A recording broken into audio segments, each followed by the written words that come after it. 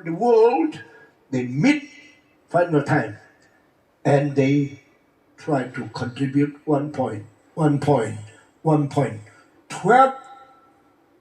disciples, 12 points.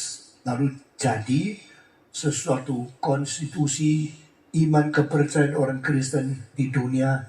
Lalu mereka pergi, sesudah pergi satu-satu dibunuh, satu-satu mati di luar negeri.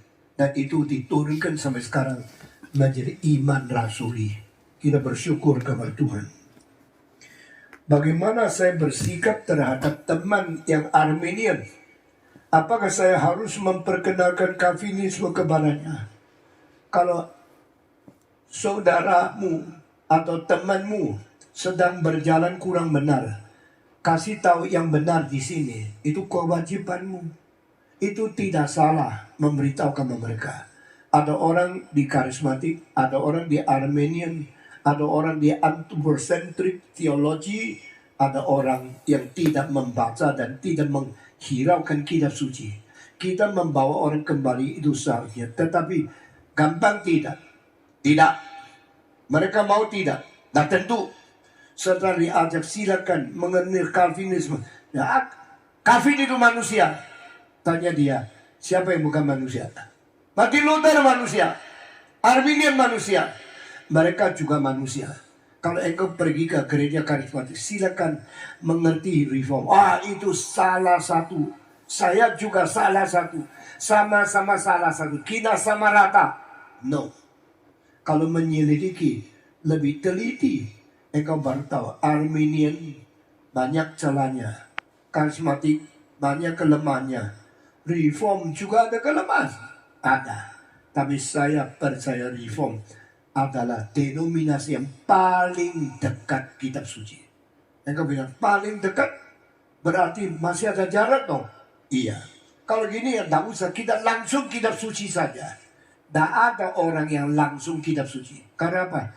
Waktu engkau baca kitab suci, tafsiranmu sudah beda sama kitab suci itu sendiri. Sehingga setiap teologi ada ciri khasnya sendiri. Setiap teologi mungkin mempunyai kelemahan, cacat sedikit-sedikit.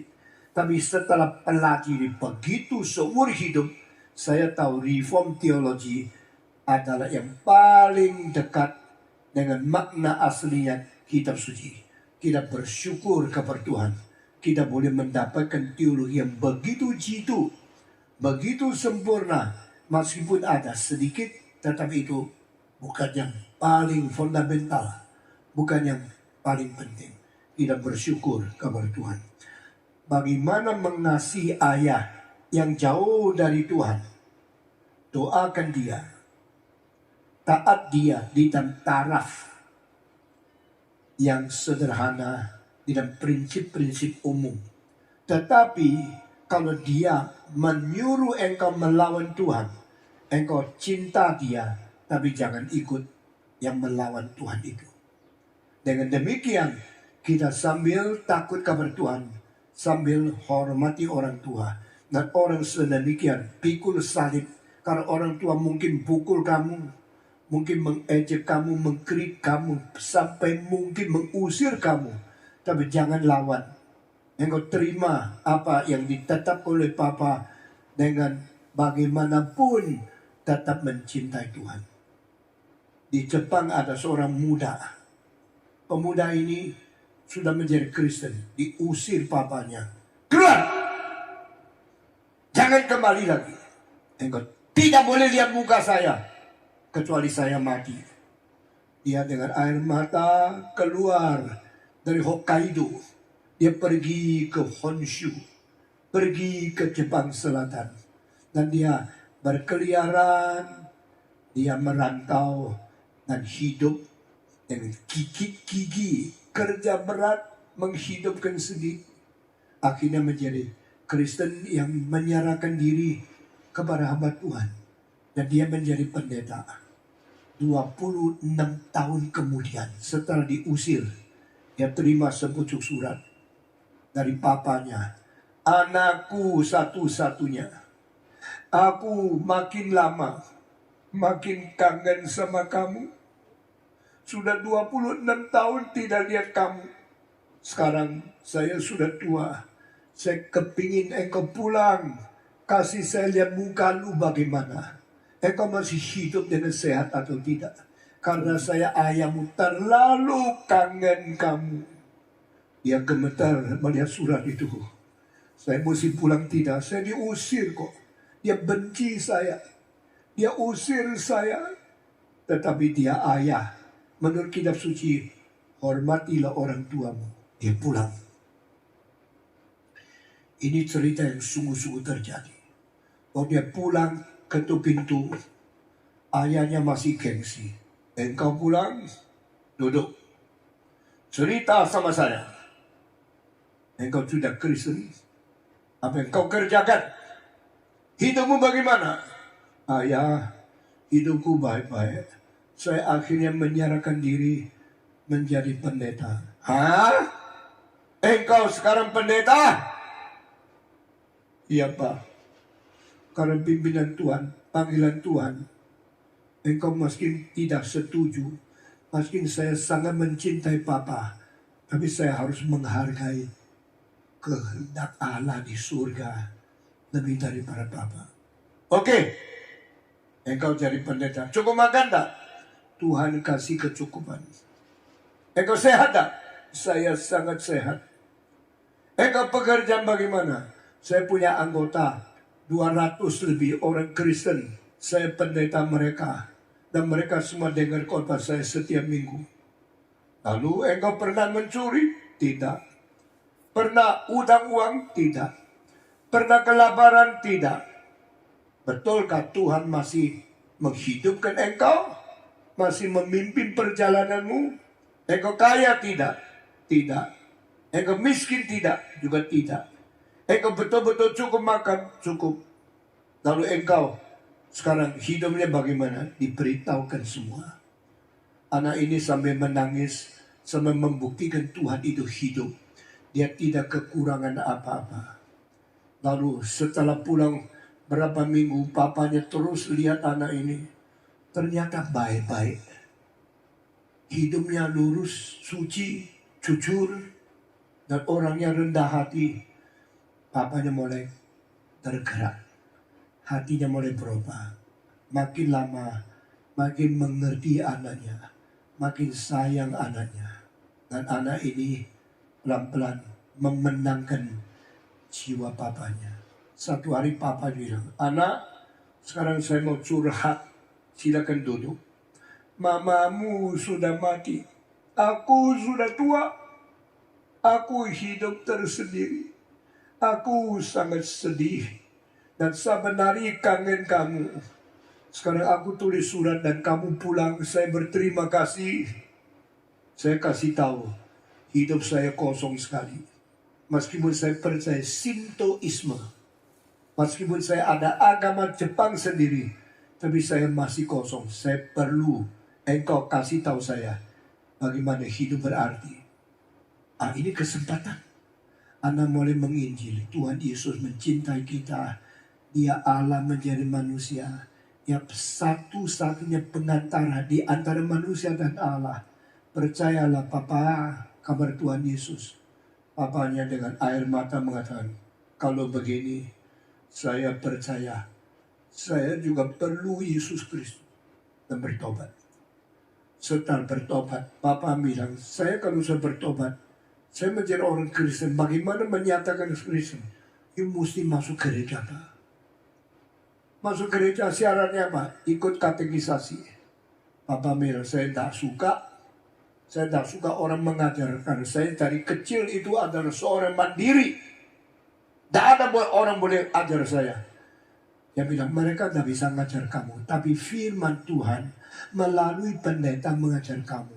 Manusia mesti merendah hati percaya kepada Tuhan. Akhirnya dia belajar katekisasi. Makin lama Tuhan makin membuka matanya. Dia mengetahui itu kebenaran. Dan dia bilang, saya sudah baca buku katekisasi. Saya sudah mengerti doktrin Kristen. Tapi saya tidak mau dibaptiskan oleh orang lain. Jadi mau apa, Papa? Saya mau dibaptiskan oleh orang yang saya lihat sendiri. Orang yang sungguh-sungguh jujur, orang yang sungguh-sungguh setia, orang yang sungguh-sungguh menjadi Kristen yang sejati. Orang apa itu, Pak? Kamu percaya kepada siapa? Saya hanya percaya kamu, anak saya sendiri, yang pernah berontak kepada saya tetapi cinta Tuhan. Yang pernah berjalan konsisten puluhan tahun menjadi pendeta. Kalau bisa engkau baptiskan saya. Anak itu berdoa minta Tuhan pimpin. Dan Tuhan gerakkan dia. Baptiskanlah papamu. Dan dia tulis satu makalah. Makalah itu saya baca waktu saya umur 18. Aku membaptiskan papaku sendiri dengan tanganku yang dilahirkan oleh dia. Waktu itu saya membaca kesaksian anak ini, saya menangis. Saya berkata, ini iman yang sejati. Saudara-saudara, aku membaptiskan papaku sendiri dengan tanganku yang dilahirkan oleh dia. Cerita ini di Jepang sangat terkenal. Dan akhirnya papanya dibaptis tidak lama meninggal dunia, sudah tua. Anak ini bersaksi seumur hidup memuliakan nama Tuhan. Kalau saya lihat anak tadi ini, saya sangat sayang kepada dia. Dia mau memuliakan Tuhan. Dia mau jadi pianis yang terbesar. Dan dia memakai bakat Tuhan untuk bersaksi, untuk melayani dunia ini.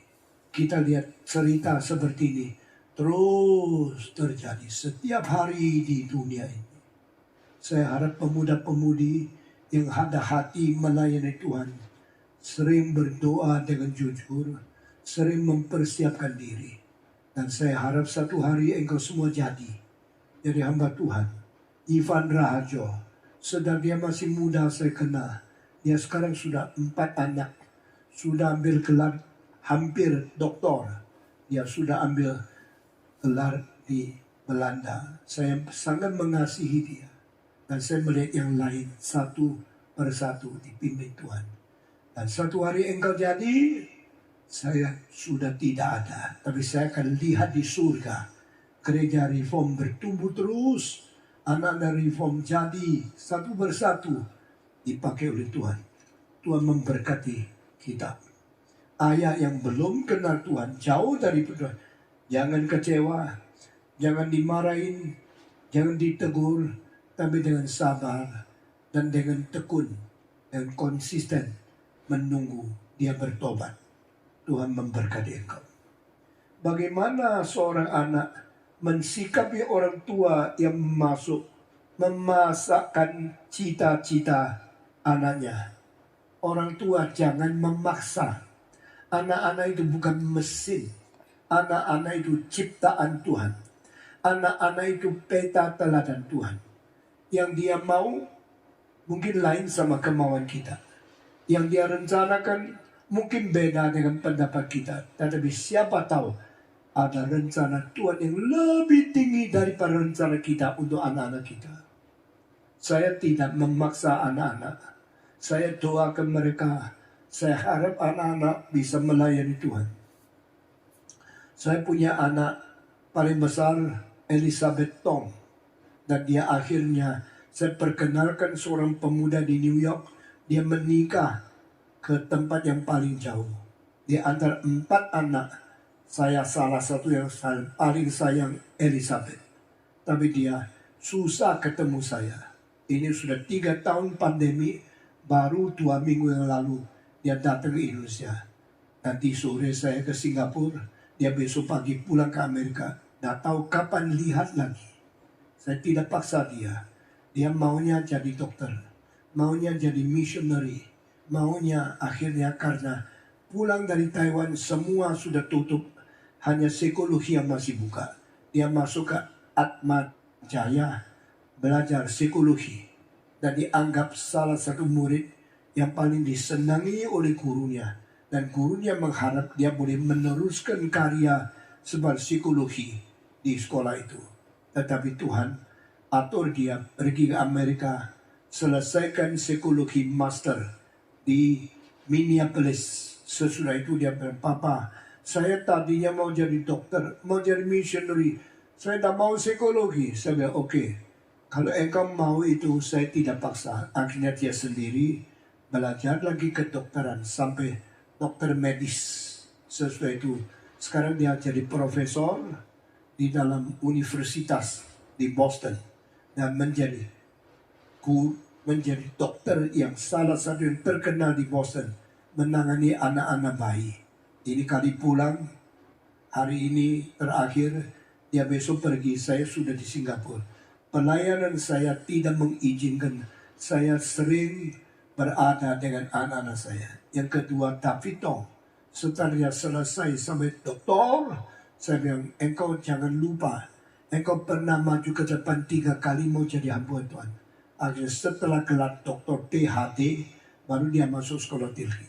Anak ketiga, Wenling, dia belajar choir conducting di salah satu sekolah paling tinggi, Westminster Choir College. Sesudah itu pulang melayani musik di sini. Anak saya keempat, itu Rebecca Tong, dapat juara pertama kompetisi di Perancis, di La Maestra. Dan kita bersyukur kemarin dia kondak yang sangat indah. Ini anak-anak saya tidak paksakan mau mereka. Waktu Rebecca mau ke Amerika, dia dari dulu suka gambar robot, gambar perang, gambar gender kayak laki. Akhirnya saya tanya, dia mau sekolah apa? Dia bilang, Papa, saya lagi ragu-ragu. Sekolah musik atau sekolah gambar? Sekolah grafik atau sekolah kondak atau musik? Saya bilang, ibu doa sendiri. Tapi saya kasih anjuran. Kalau sekolah musik, engkau boleh pilih klasik atau kontemporer. Kalau belajar gambar, tidak ada sekolah klasik yang sekarang laku. Kebanyakan kontemporer. Beberapa minggu kemudian dia jawab saya sekolah musik saja. Ya puji Tuhan. Akhirnya mamanya tanya, loh, you suruh dia sekolah musik, kalau dia mau gambar bagaimana? Saya bilang, saya tidak paksa. Saya serahkan dia pilih dan saya kasih anjuran. Dan pimpin Tuhan itu lebih daripada pimpinan kita. Jangan kita paksa anak-anak. Kalau anak dipaksa harus sesuai dengan kita, mungkin satu hari dia tidak tahan, dia bunuh diri. Siapa yang bisa tanggung jawab? Mari kita baik-baik mendidik anak, menggarap anak-anak yang Tuhan serahkan di dalam tangan kita. Karena itu adalah ciptaan Tuhan menurut peta teladan Allah. Biar mereka boleh memakai kebebasan yang dikaruniakan Tuhan di bawah pimpinan Roh Kudus. Ini penting. Tuhan memberkati Anda dan memberkati anak-Anda semua. Sekarang saya akan menjawab pertanyaan kira-kira 3 lagi. Lalu saya akan berhenti. Bagaimana seorang anak menyikapi orang tua yang memaksakan cita-cita anak? Handel disuruh papanya belajar hukum. Ikut bapak. Handel belajar, tapi hatinya musik. Dia tidak mau hukum. Setelah umur 19, bapaknya mati. Setelah bapaknya mati, dia langsung minta Tuhan pimpin dia. Dia pergi ke Italia, ketemu Domenico Scarlatti, ketemu orang-orang seperti Sartini, lalu belajar semua teknik bikin musik. Lalu dia pergi lagi, bertemu dengan orang di Jerman, di Prancis. Akhirnya Handel mempunyai skill to compose music more than any French composer, any Italian composer, any German composer, kecuali Bach. Lalu dia kembali ke Jerman dan dia menjadi seorang konduktor di bawah Hanover Palace, di bawah istana Hanover. Dan akhirnya dia terasa dipimpin Tuhan. Dia pergi ke Inggris dan menetap di London menjadi komponis Inggris yang terbesar. Waktu papanya mati, dia baru berubah menjadi musikus. Waktu papanya hidup, dia taat sementara di bawah hukum. Tapi pimpinan Tuhan lebih penting daripada kemauan ayah atau keinginan anak. Pimpinan Tuhan merubah banyak sikap dan banyak bidang hidup seseorang. Tuhan memberkati engkau. Saya tidak banyak campur. Harap Tuhan memimpin. Sekarang, apakah kita boleh memakan buah yang sudah dipakai orang tua untuk sembahyang kepada dewa? Jikalau tidak demikian, orang tua akan merasa kurang hormati. Bagaimana saya baiknya bersikap? Kita setia kepada Tuhan sama hormat kepada orang tua. Itu dua selalu konflik. Tetapi jangan kita ekstrim. Saya mengikut Tuhan, saya bantah sama orang tua. Jangan. Ada waktunya namanya the toleration duration. Harus mempunyai ketaatan sama orang tua di dalam jangka waktu yang tertentu. Pelan-pelan mengharapkan orang tua itu berubah. Dan konsep itu kalau sudah berubah, dia mulai mengizinkan engkau menjalankan kehendak Tuhan. Saudara-saudara, hal ini Alkitab tulis Naaman. Naaman yang sudah dibersihkan daripada sakit kusta di Sungai Yordan. Dia kembali ke Elisa.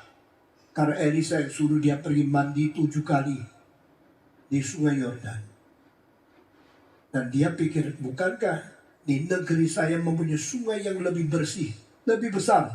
Kenapa harus saya mandi di tempat yang kecil, Sungai Yordan, yang begitu sempit? Karena Nabi ngomong saya mesti taat. Tetapi Genasi berkata kepada dia, kalau engkau tidak mau taat Nabi, mau taat siapa? Baik-baik dengan firman Tuhan dari hambanya. Dia pergi 7 kali mandi, kali ke-7 bersih semua, kustanya hilang. Lalu dia kembali berterima kasih kepada Nabi Elisha. Waktu dia ketemu Elisa, dia mengatakan sekali kepada, ampuni saya, kalau saya kembali ke negeriku, saya masih masuk kuilnya rajaku. Karena saya dibawa dia, saya sementara belum enak kalau tinggalkan dia menyembah kepada Yehova. Yehova yang sudah sembuhkan saya. Tapi saya sebagai seorang daripada bawahan raja, masih ikut pergi ke kuil daripada dewa itu. Elisa tidak melarang. Elisa tidak mengatakan, tidak boleh, engkau harus kembali ke Yehova. Elisa juga memberikan periode durasi toleransi. Sehingga pada waktu kita melawan papa kita dengan alasan saya cinta Tuhan, itu kadang-kadang mesti sabar, tunggu sebentar. Sampai Tuhan buka jalan. Kira Tuhan memberikan bijaksana kepada kita. Dunia penuh kesulitan dan kesusahan. Seperti tidak ada harapan. Saya katakan kepada diri saya bahwa ada Tuhan dan semua akan balik baik saja. Maupun masih merasa tidak berpengharapan. Ada teman yang jahat dan perkataannya menyakitkan. Dalam pekerjaan saya bertemu atasan dan rekan kerja yang tidak baik. Bagaimana menyikapi kesulitan itu? Bagaimana saya bisa tetap kuat dalam keterbatasan dan ketidakberdayaan saya? Minta Tuhan memberikan kesabaran untuk tekun di dalam prinsip yang benar. Banyak hal yang tidak sesuai kehendak kita. Banyak hal yang merintangi keinginan kita. Tapi kita ingat, kita harus semungkin berdamai dengan semua orang. Bosmu yang tidak cinta Tuhan. Teman-temanmu yang melawan Tuhan. Kawan-kawan kerjamu yang mengecek-ecek imanmu. Engkau tenang, diam. Ada satu prajurit setiap kali dimarahin oleh temannya. Apa lu Kristen? Yesus tidak ada. Tahu usah percaya kepada dia. Dia tetap sabar tunggu. Waktu dia berdoa, mereka sepak pantatnya. Apa lu doa? Lutut doa sama Tuhan. Disepak pantatnya. Dia diam. Dia tidak melawan. Satu hari, waktu mereka semua pulang daripada lumpur yang sangat kotor, sepatunya semua kotor, semua pergi tidur. Malam itu Tuhan gerakkan hati dia. Dia tidak tidur. Dia bikin bersih sepatu semua rekan, puluhan orang yang lempuh toh Kalau tunggu sampai besok, itu tanahnya kering. Kulitnya akan rusak, kelentek, kulit akan pecah. Dia malam itu dengan air cuci sepatu. Puluhan pasang sepatu yang kotor, yang becek, yang lempung, yang mulai kering. Dia satu-satu bersih. Paginya mereka bilang, sepatu saya kok bersih ya? Lempungnya di mana? Lumpurnya kenapa hilang? Kenapa sepatu saya bersih? Lalu orang cari, menemukan yang bersihkan sepatu mereka adalah orang Kristen yang waktu berdoa pantatnya disepak itu. Mereka sungkan sekali sama dia. Lalu satu persatu datang minta maaf ya. Saya dulu terlalu jahat sama kamu. Saya sepak pantatmu waktu engkau berdoa. Dia bilang tak apa-apa. Yang penting engkau bisa menjadi orang Kristen. Dan dengan cinta kasih, kesabaran, dan pengampunan, dan pelayanan membersihkan sepatu semua orang. Banyak orang menjadi orang Kristen. Saudara-saudara, itulah kesaksian. Jangan hidup memalukan Tuhan, dan jangan hidup mempertahankan kesombongan sendiri. Tuhan memberkati. Di dalam pekerjaan saya bertemu orang yang begini. Tuhan memberikan bijaksana kepada kamu. Apa kegagalan terbesar yang Pak Tong pernah alami? Saya kalau ada kegagalan, saya mungkin kadang-kadang masih malas mengabari Injil. Kadang-kadang saya masih kurang lembut mentaati Roh Kudus. Tapi setahu saya seumur hidup mengutamakan Tuhan dan saya hidup jaga kesucian, tidak jatuh di dalam dosa. Sehingga saya terus dipakai oleh Tuhan. Saya sudah melayani 65 tahun. Ada godaan, ada sesuatu jerat dari iblis mau jatuhkan saya ke dosa. Saya tidak pernah mau ikut. Saya tetap mau mengasihi Tuhan, mengasihi sesama, dan mau melihat orang lain bertumbuh di dalam iman. Dan saya baik-baik membawa firman Tuhan di dalam khotbah, bahwa memberikan nasihat kepada anak muda, dan baik-baik menjaga diri di dalam kesucian. Kalau saya ada kegagalan, mungkin masih ada kurang rajin, masih ada kemalasan, masih ada kurang mau menderita untuk Tuhan. Kiranya Tuhan ampuni saya. Saya berusaha menjadi teladan yang baik untuk gereja yang saya pimpin. Sekarang saya akan menjawab pertanyaan terakhir. Sesudah itu masih ada 8 pertanyaan minggu depan. Baru kita teruskan. Ini terakhir. Bagaimana mendapat keyakinan sudah selamat di dalam hidup ini. Bukan hanya berdasarkan pada pengharapan atau perasaan pribadi. Kita mendapatkan keyakinan bahwa saya sudah diselamatkan. Pertama, saya pernah mendengar Injil Yesus yang mati di atas kayu salib, yang berdoa minta syafaat bagi saya, yang mengalirkan darah untuk menebus saya. Saya sudah mengetahui, saya sudah mengalami, saya sadar itu adalah karena saya. Christ substitute my sin. Christ accept the wrath of God for me, and Christ was condemned on the cross to redeem me, to replace me. I experience this, I know this. Ini pertama. Kedua, aku pernah digerakkan Roh Kudus untuk merendahkan diri dan menerima Yesus sebagai juru selamat.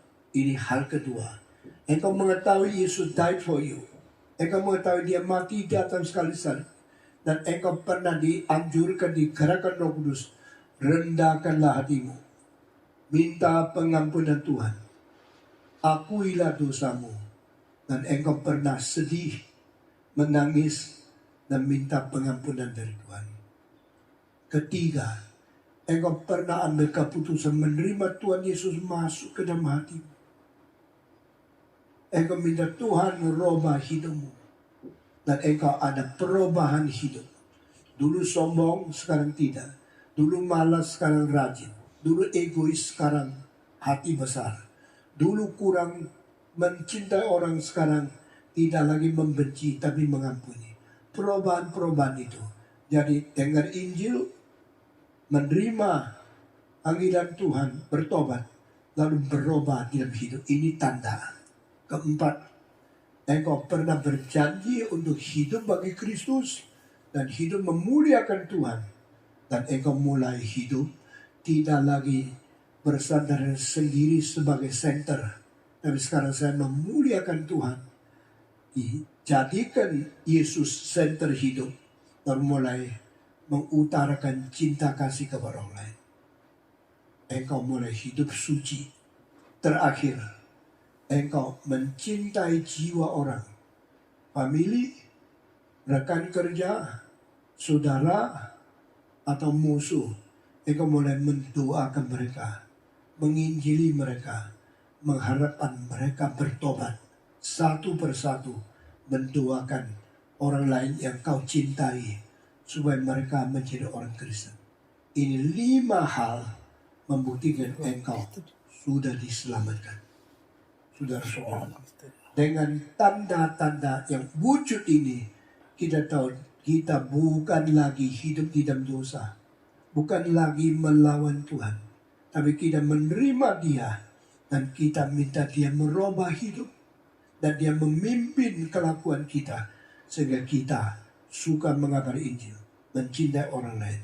Kita suka membaca kitab suci, mencatat firman Tuhan. Kita suka berdoa dan bukan mau setan yang bekerja bagi kita. Dengan semua perubahan ini, engkau tahu ada hidup kekal yang Tuhan berikan di dalam hati. Hari ini sampai di sini jawaban pertanyaan. Mari kita berdoa. Bapa di dalam surga, kami serahkan hidup kami satu persatu ke dalam tangan Tuhan. Berilah kekuatan kepada kami. Berilah kebenaran kepada kami. Dan berilah pengertian dan cinta kasih yang lebih dalam sehingga kami menjadi orang Kristen yang memuliakan Tuhan. Dengar doa kami dan berkati apa yang kami terima di dalam jawaban pertanyaan hari ini. Dalam nama Yesus, penebus dan juru selamat yang hidup, kami sudah berdoa. Amin. Mari kita berdiri, kita mengikhlarkan